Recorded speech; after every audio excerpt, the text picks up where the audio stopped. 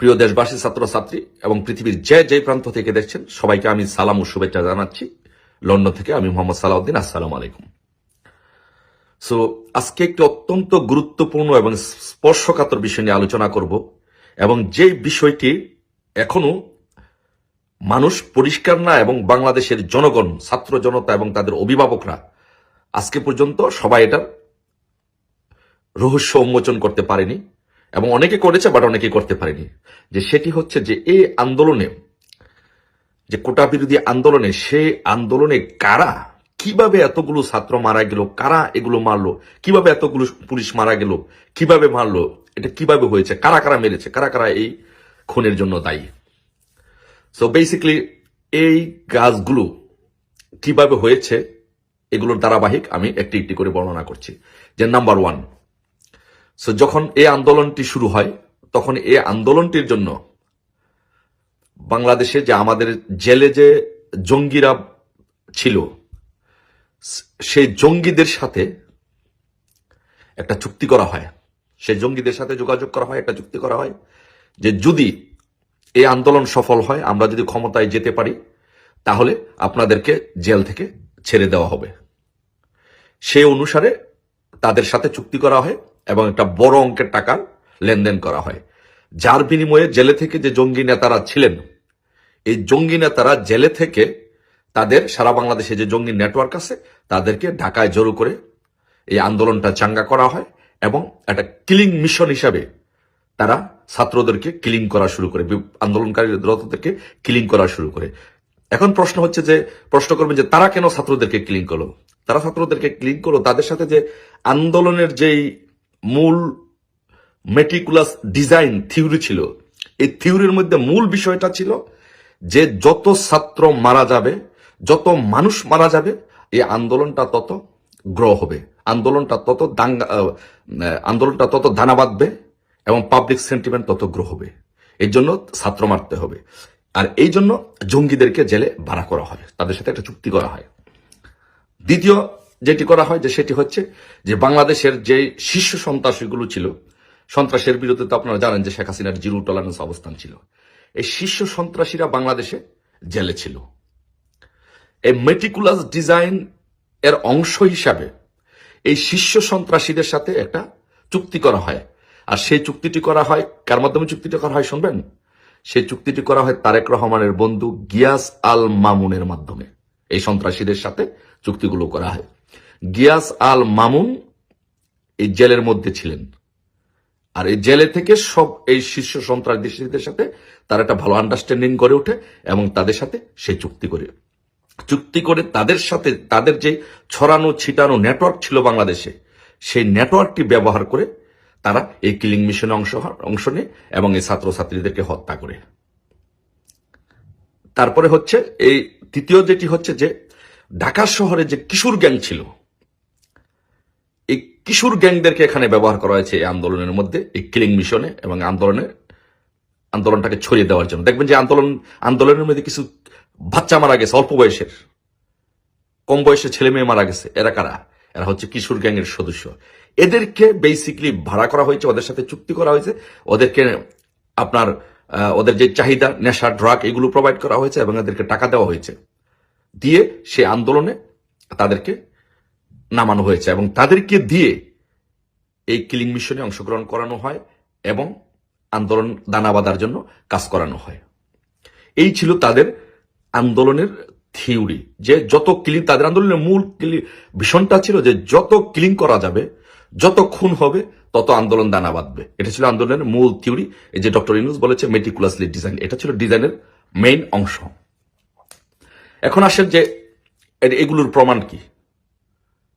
এগুলোর প্রমাণ হচ্ছে, দেখেন, দিবালুকের মতো পরিষ্কার, কিন্তু আমাদের দেশের সাধারণ জনগণ, বা যারা সাধারণ জনগণ, সহজ সরল খেটে খাওয়া মানুষ, গার্জিয়ান, তারা অনেকেই জানে না, বা কোমলমতি ছাত্রছাত্রীরা এগুলো জানে না। তো এখন আস্তে আস্তে এগুলো জানছে, এবং আমাদের দায়িত্ব হচ্ছে এগুলো সবার মাঝে ছড়িয়ে দেওয়া এবং এই প্রমাণগুলো উপস্থাপন করা। দেখেন, একজন সমন্বয়ক, প্রমাণ হচ্ছে অন্যতম প্রমাণ, এরপরে আর কোনো প্রমাণের কোনো প্রয়োজনীয় হয় না। একজন সমন্বয়ক ডিবিসি চ্যানেলে সাক্ষাৎকার দিয়ে বলেছে যে, স্বীকার করেছে স্বীকারোক্তিমূলক জবানবন্দি দিয়েছে ডিবিসি চ্যানেলে, যে যদি পুলিশ খুন করা না হতো, মেট্রো রেলে যদি আগুন না দেওয়া হতো, তাহলে এই আন্দোলন সফল হতো না। তাহলে কি এরপরে কি আপনার আর কোনো প্রমাণের দরকার আছে?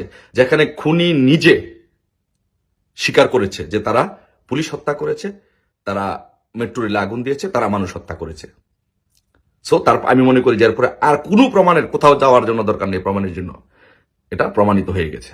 তারপরে IRI এর ট্রেনিং নথি যে প্রকাশ হয়েছে, সেই ট্রেনিং নথিতে আসছে যে এরা কিভাবে এটা ডিজাইন করেছে, কিভাবে আন্দোলনটা দানা বাঁধার জন্য কাজ করেছে, কিভাবে খুন করেছে, পাবলিক সেন্টিমেন্ট গ্রো করার জন্য ওদের পলিসিটা কি ছিল। এদের মেন পলিসিটা ছিল পাবলিক সেন্টিমেন্ট গ্রো করার জন্য, যে যত খুন করা হবে, যত লোক মারা যাবে, আন্দোলন তত দানা বাঁধবে। এটা ছিল ওদের মেইন ডিজাইন। তারপরে তৃতীয় প্রমাণ হচ্ছে যে আসেন, যে আপনারা জানেন এটা সারা বাংলাদেশের মানুষের কাছে আমার মনে হয় যে এই কথাটি ভাইরাল হয়েছে, যে আমাদের সুদখোর মহাজন ইউনূস যুক্তরাষ্ট্রে উনি বলেছেন, জাতিসংঘের অধিবেশনে উনি বলেছেন যে এই আন্দোলনটি মেটিকুলাসলি ডিজাইন, এবং আন্দোলনের যেই মাস্টার মাইন্ড তাকেও পরিচয় করে দেওয়া হয়েছে। তার মানে আন্দোলনটা ডিজাইন করা ছিল, মেটিকুলাসলি সুপরিকল্পিতভাবে ডিজাইন করা ছিল, যে আন্দোলনটি কিভাবে পরিচালিত হবে, কিভাবে মানুষ খুন করা হবে, কিভাবে মানুষ খুন করলে আন্দোলনটা দানা বাঁধবে, কিভাবে মেট্রো রেলে আগুন দিতে হবে, কিভাবে পুলিশ ফাঁড়ি থেকে অস্ত্র লুট করা হবে, কিভাবে পুলিশকে হত্যা করা হবে। এইগুলো একটা ডিজাইন ছিল। সেই ডিজাইনের অংশ ইউনূস ক্লিন্টন ফাউন্ডেশনের বক্তৃতায় সে প্রকাশ করেছে। সো এরপরে আমার মনে হয় এই বাংলাদেশের জনগণের কাছে অনুরোধ করবো, ছাত্রছাত্রীদের কাছে অনুরোধ করবো, আপনাদের বুঝার বাকি নেই যে কিভাবে বাংলাদেশে এই হত্যাযজ্ঞ চালিয়েছে সমন্বয়কারীরা, ইউনূসরা। তারপরে আরেকটি প্রমাণ আসেন, আরেকটি বিশ্লেষণে আসেন, যে দেখেন আবু সাইদ যে ছেলেটি মারা গেছে, সেই ছেলেটি কিন্তু পুলিশের গুলিতে মারা যায় নাই। ওদের মিছিলের মধ্যে থেকে পিছন দিক দিয়ে তাকে আঘাত করা হয় এবং তার মাথা ফেটে যায়, রক্ত পড়ে, এবং সে যখন লুটিয়ে পড়ে তখন তাকে পরিকল্পিতভাবে, ইচ্ছাকৃতভাবে তাকে কিন্তু হসপিটালে নিয়ে যাওয়া হয় নাই। তাকে অনেকক্ষণ এখানে রাখা হয়েছে, তার মৃত্যু নিশ্চিত করার পরে তাকে হসপিটালে নিয়ে যাওয়া হয়েছে। তার মানে হচ্ছে যে রাজা বলেছে মেটিকুলাসলি ডিজাইন, যত হত্যা হবে তত আন্দোলন দানা বাঁধবে। তারপরে মুগ্ধর বিষয়টা আসেন, যে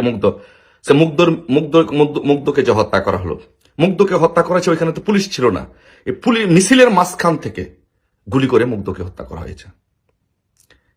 এই যে 7.62 রাইফেল এই জঙ্গিরা যে ব্যবহার করতো, এই জঙ্গিরা ISI এর কাছ থেকে এই অস্ত্র সংগ্রহ করে তারা গুলি করে এই হত্যাকাণ্ডগুলো সংগঠিত করেছে।